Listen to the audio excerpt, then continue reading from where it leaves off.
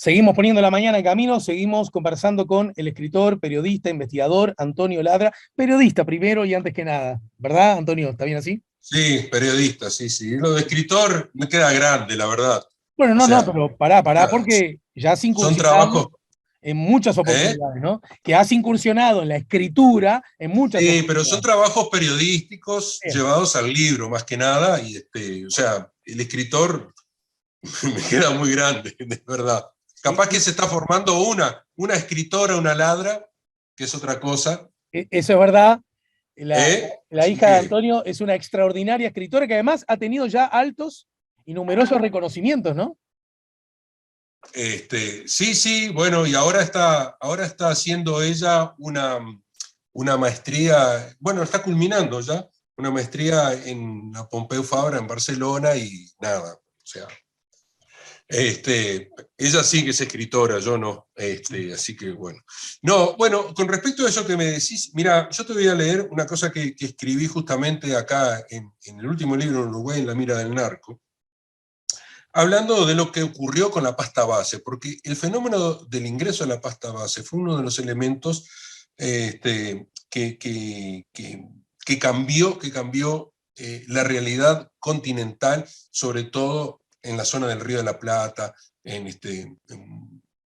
bueno, y en Chile también, que cambió todo eso.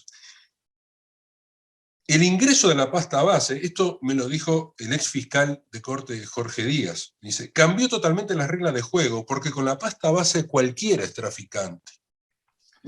Eh, un kilo de cocaína es imposible de comprar para una mula, la mula son los que trafican de un lado al otro, o 2 o 3 kilos, mucho más difícil de comprar. En cambio, un kilo de pasta base sale muy barato, y entonces se puede traficar. Y además, como el consumo de la pasta base conlleva a esa necesidad de consumir mucho y rápidamente, el pase que hay, o sea, el movimiento que hay es mayor, con lo cual se gana, se gana poco, pero muchas veces, ¿no? Entonces eso ha dado lugar a un fenómeno que hay en todo Montevideo, en la zona metropolitana, en todo el país se ha desarrollado, que son las bocas de pasta base.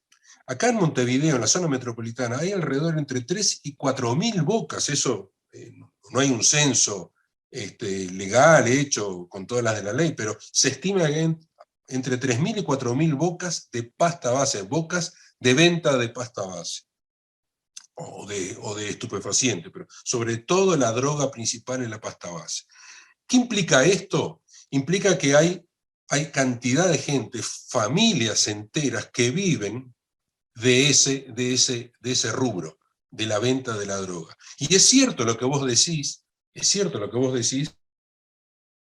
que hay como una mirada diferente. Este trafica pasta base y consume pasta base, y ese es el pobre, y está el otro que consume cocaína, y ese nunca va a ir a una boca de pasta, nunca va a ir a una boca, a un barrio marginal a buscar la cocaína. Se la llevan a su casa. Estamos en la zona gris. Claro, estamos en la zona gris. Porque además, incluso hasta los adictos, hay clases de adictos. El pobre consume lo peor y que le hace pomada al cuerpo, la cabeza, el cuerpo, rápidamente. El que tiene dinero va a consumir la mejor cocaína, por lo tanto, no va a tener efectos sobre su cuerpo de esa manera. Eso está dado, eso está implicado. Y lo que vos me decías respecto de el mundo de las rutas que se han dado ahora y que efectivamente se han encontrado aquel productor rural que tenía en su contenedor que exportaba soja, y adentro de la soja iba cocaína. Es que el modelo de negocio agropecuario y las rutas del modelo agropecuario son las rutas de las drogas, se complementan. Es decir, ¿a dónde va cómo es la soja? Va para el lado europeo, donde se ve la soja, el trigo, todo eso. Y ahí también se complementan con las rutas de la droga. Eso también está estudiado. Ahora, ¿qué es lo que ocurre? El señor que tiene que tiene acceso a poder vender un contenedor, tiene acceso también a la mejor justicia, a los mejores abogados, y logra salir rápidamente o con menos pena que el pobre diablo que lo único que hace es vender una o varias tizas de pasta en su barrio.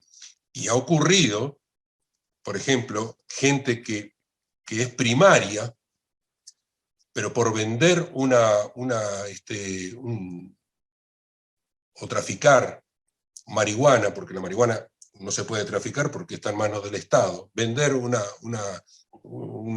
cigarrillo de marihuana o una tiza de pasta base, le toca por la ley de urgente consideración 3 años a un primario que hacen ese tipo de tráfico. Entonces, eso es un elemento claro de cómo la inflación del sistema penal no produce más que gente que va a estar presa, que no va a salir de la mejor manera de la cárcel, por más No, que después le hacen va a salir comisión de peor. penas, va a salir peor, sin duda. Y después que sale, sigue pagando su deuda con la sociedad porque la propia sociedad se lo cobra, porque ese señor que estuvo 6 meses, 1 año preso, cuando va a buscar trabajo y en su currículum pone el último año estuvo preso, no le dan ese trabajo, no se lo van a dar. Las personas que viven en la calle, Antonio, son Sí, en su inmensa mayoría o personas que tienen problemas con un consumo, digamos, patológico con sustancias, o ex sí. convictos, o las dos cosas a la vez. Las dos cosas a la vez, sí, sí. Es así, porque aparte uno lo ve, incluso está en el comportamiento corporal. Traen ese comportamiento corporal, vos lo podés ver, yo te lo comento, porque lo he estudiado, lo he hablado con técnicos, esa forma de caminar rápido, nervioso, eso es una persona que está sufriendo en ese momento el síndrome de la abstinencia, está buscando un lugar donde ir a buscar, donde conseguir la droga. Pero yo no tengo por qué señalarlo ni estigmatizarlo porque es un consumidor tanto como tu amigo o mi amigo que consume cocaína y que no lo va a saber de esa manera, obviamente. Pero la sociedad, ¿a dónde va a apuntar generalmente? A ese pobre individuo, porque aparte es lo que te genera la mayor inseguridad. Durante años, la estrategia de los gobiernos del Frente Amplio era combatir a los grandes carteles, que se quisieron instalar acá y que no pudieron, porque fueron desarticulados. Esto ya lo hablamos una vez, lo hablé contigo, porque de eso trata mi último libro, pero acá se quiso instalar el cártel de los que venden las drogas de la FARC, por ejemplo, colombianos, que incluso habían comprado un campo en Salto. Se quiso instalar el cártel de Sinaloa del Chapo Guzmán, el segundo, el Chapo Guzmán estuvo viviendo acá en un apartamento en Pocitos. Bueno, estuvieron los Queenie, estuvieron la banda Los Italianos de la Drangheta acá, con Rocco Moravito, todo eso. Estuvieron instalados acá en Uruguay. No se instalaron, salvo para descansar, como estaban haciendo estos dos líderes, el del Queenie y el italiano. Pero instalarse como tal no lo pudieron hacer. Se descuidó. ¿Qué fue lo que se descubrió? Se dijo, bueno, si apretamos esto, si ahogamos a estos grandes carteles, no dejamos que ingresen, no va a llegar la droga a las bocas. O sea, error, llegaba igual, de alguna manera siempre llegaba. O capaz que no tenían el personal adecuado, no tenían los recursos, no sé, se pueden buscar muchas explicaciones. El tema es que a mí como ciudadano, como vecino de la ciudad vieja, ¿qué es lo que me afecta? ¿El cártel de Sinaloa que Claro. vienen a hacer eso o la boca que tengo acá enfrente? A mí me afecta la boca que está acá enfrente. Claro. Y eso fue lo que dio no la sensación de inseguridad, yo no quiero hablar de sensación, digo la realidad de la inseguridad que se daba cuando vos veías decenas de personas viniendo cuando caía el sol, porque sabían que a esa hora podían, que a esa hora llegaba la droga al lugar, iban a buscar su droga. Bueno, todo eso afectó seguramente, afectó al vecino y le dio esa cosa de inseguridad que teníamos. Ahora, eso ha sido un combo se ha ido un guiso que se ha ido haciendo, y bueno, ahora está explotando, aparentemente. Pero yo creo que ha sido un proceso que se ha venido dando desde hace muchos años y que el sistema político no advirtió, todo el sistema político no advirtió, y ahora unos se están cobrando cuentas uno al otro, y en verdad, unos dicen que tienen planes, otros dicen que no tienen ningún plan. Bueno, realmente no hay un vaso comunicante, no hay un diálogo entre quienes tienen que poner cabeza y decir, señores, mire, ayer, te comento algo, ayer me llamaron de Londres, de una agencia asesora de empresarios que hacen análisis sociales y de los países. Antes te llamaban y te decían, che, quiero saber cómo funciona el sistema político uruguayo. ¿Sabes que ahora me llamaron para preguntarme qué es esto de que en Uruguay está explotando los homicidios, el narcotráfico, etcétera, etcétera? Porque tengo unos clientes que quieren saber eso, quieren saber cuál es el plan del gobierno, hasta dónde afecta, si la gente puede salir a caminar o no, si esto es como Sinaloa u otros países. Es decir, todo eso, fíjate hasta dónde llega la situación que estamos. Y en cambio tenemos el tiroteo entre gobierno y oposición, echándose la culpa al gobierno, diciendo, ¿saben qué? Esto es culpa de ustedes, que estuvieron durante años y no hicieron nada, y eran los enemigos de la policía, y los otros diciendo, no, lo que pasa es que ustedes son una manga de burros y no saben lo que están haciendo, etcétera, etcétera. O sea, si no bajan las revoluciones, vamos cada vez de mal en peor. Porque además hay una cosa que es cierta, que también se da, porque este aumento de criminalidad, también esto porque se generan nuevas formas y nuevos grupos que se han generado y todo eso. Pero además ocurre otra cosa que me parece importante señalar. Entre el mundo criminal y la policía siempre hubo vasos comunicantes, se comunicaban, porque vos tenés que generar determinados rasgos de confianza, ¿no? Por más que vos sabés que uno está combatiendo al otro, pero bueno, hay una línea allí que tiene que llevarla, que haya comunicación. ¿Por qué? Porque pueden haber informantes, lo hemos visto en las películas, y no estoy inventando nada. Durante muchos años, estoy hablando desde el gobierno de la calle Herrera hasta ahora, ha habido una continuidad, ha habido una suerte de política de Estado, no escrita, pero una política de Estado que ha estado trabajando en la policía, sobre todo en el narcotráfico.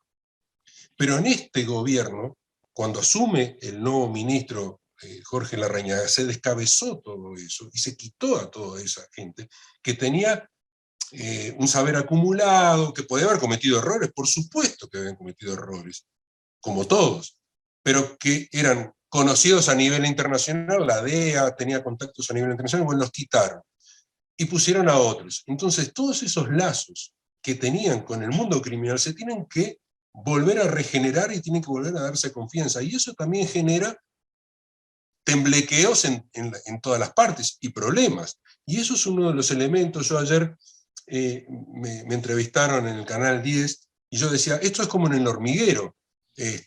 Vos aplastás en el hormiguero, son las hormigas para todos lados. Bueno, acá está pasando lo mismo, porque es cierto lo que dice el gobierno. Quizás porque están apretando en todo lo que son las bocas y todo eso, se está generando ese tema, porque empieza a faltar en algún lado, empieza a faltar la droga aquí y allá, y el otro se enfrenta uno con el otro, y ahí comienza a haber problemas. Es cierto eso, eso es una hipótesis que es plausible que sea así. Ahora, capaz que no es el camino para seguir, porque está ocurriendo lo que está ocurriendo. ¿Vos qué preferís? ¿Agarrar 20 gramos de cocaína o que maten un tipo? Yo prefiero evitar que maten un tipo a agarrar 20 gramos de cocaína. Y en ese contexto, entonces, y teniendo en cuenta el principio, justamente que señalabas en el principio de esta charla, que este es un asunto multicausal, atravesado por distintas miradas, por decir algunas. Una es la que tiene que ver estrictamente con lo que podríamos definir como la seguridad pública, pero también hay otros asuntos, los también esbozados culturales, los que tienen que ver, vos los mencionaste también, con la educación. Bueno, los estrictamente sanitarios, ¿verdad? Los de políticas de salud.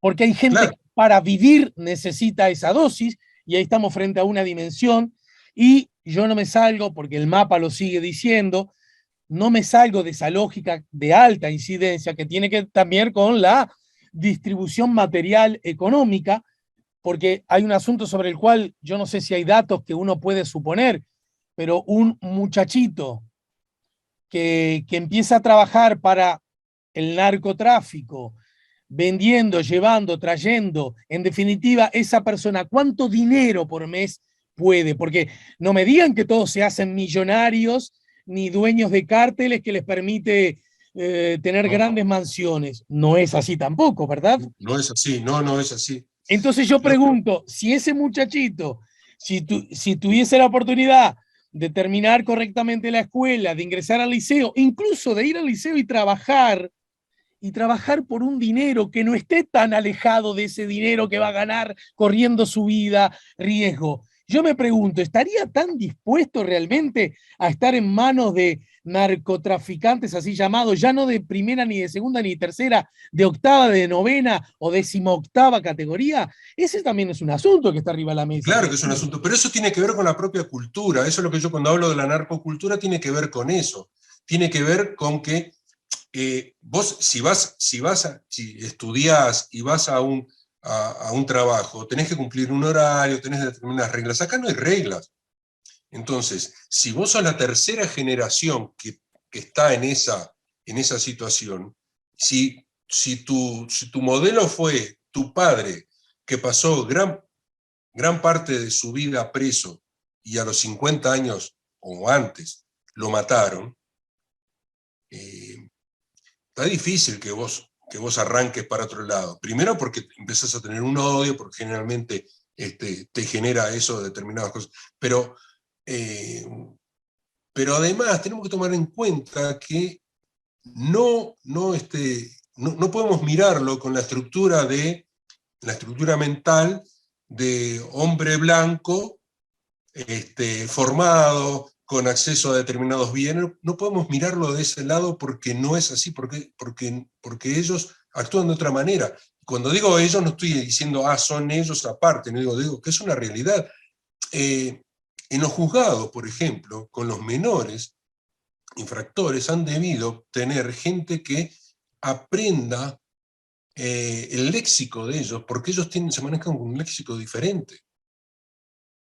¿No? Cuando dicen salí encanicado, ¿vos sabés lo que es encanicado? No, Salí encanicado a meter el caño. A meter el caño es una sí, metáfora, pero encanicado salí drogado, claro. ¿no? Entonces, hay una cantidad de formas Igual, de expresión. mira que no es contradiciendo, todo lo contrario. Los jueves, como vos sabés, sale búsqueda. Y como vos sabés, desde hace años viene con galería. A Mónica Botero me acuerdo que la primera entrevista se la hice en Carbelló cuando salió galería. Están Ajá. ¿cómo es? On-off, una cosa así, ¿no? Sí, sí, sí, sí, sí, Bueno, sí. De más y de menos. ahí va. En los que están de más en galería, la mitad yo no los entiendo, ¿eh? Bueno, porque eso es lo que está pasando también. Quiero decir, no le entiendo al encaricado, pero tampoco entiendo a Sí. los demás de galería. No, no, está claro, está claro. Pero bueno, pero lo que te quiero decir es que hay un sustrato de. Mirá, yo, más que decírtelo, A ver, yo le diría a los oyentes, a quienes nos están mirando, que busquen en internet entrevista a Marcola, jefe de la banda carcelaria de San Pablo, denominada Primer Comando de la Capital. Esto es un trabajo que hizo un periodista de O Globo en el año 2006, lo presentó como una entrevista a Marcola, que es Marcos Camacho, que es el jefe histórico del PSC, fundador del PSC, que está preso hoy en la cárcel de San Pablo con 300 años de condena. Pero entre otras, lo que hizo este periodista fue presentarlo como si fuera una entrevista, ver la reacción de la gente, del público, y después decir, bueno, era una entrevista falsa, pero lo que dice la entrevista, lo que dice este trabajo es lo que realmente piensa Marcone. Y entre otras cosas, dice, yo soy una señal de estos tiempos, dice Marcola. Yo era pobre e invisible, ustedes nunca me miraron durante décadas, y antiguamente era fácil resolver el problema de la miseria.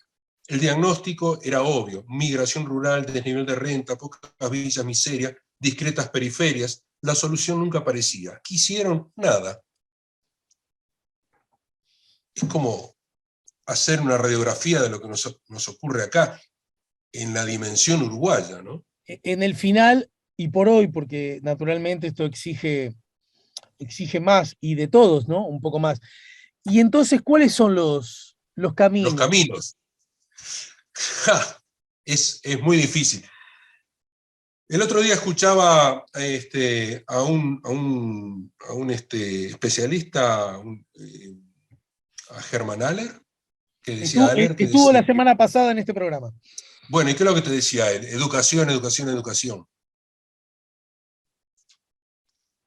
Eso, y aparte, digamos, a política a largo plazo también, ¿no? No es que vos decís, bueno, está bien, y esto cambia ahora. Fíjate que hay que cambiar por lo menos 3 generaciones. Hay que volver a resetear todo eso. Digamos, es lo que a mí se me ocurre. Yo soy un simple periodista que ha leído, que ha trabajado, que ha estado en este lugar, en estos lugares, que ha ido a esos lugares. Porque también tenés que ir, ¿viste? Es decir, cuando yo fui la primera vez y fui a un rancho por allá, en el barrio Marconi, y decía, mirá vos, qué bueno, acá el rancho estaba como, en un lugar levantado, así. Me dice, eso es una montaña de basura. Una montaña de basura. Yo estuve viviendo ahí en el barrio Marconi durante casi una semana para hacer un informe, y bueno, se te mete en la nariz porque el olor es diferente, porque los vapores que se generan allí son diferentes a los que se generan acá. No es el vapor o el humo, el monóxido de carbono de un ómnibus. Allí es el monóxido de carbono de los cables quemados, porque de ahí sacan el cobre para venderlo.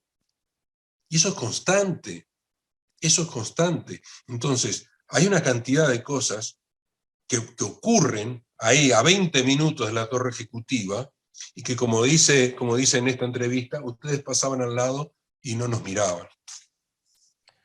Bien. Bueno, Antonio, te abrazo como siempre, te agradezco como siempre, y como Gracias. siempre te invito a que sepas que más temprano que tarde te pediré que nos auxilies a poner la mañana en camino. Dale, un abrazo grande, saludos. Antonio Ladra, acá en el 98.7, también para el 92.5 FM Cielo de Punta del Este, y para todo el planeta a través de nuestro canal YouTube La Mañana en Camino, nos ayudó a poner justamente nuestro programa al aire. Ya venimos.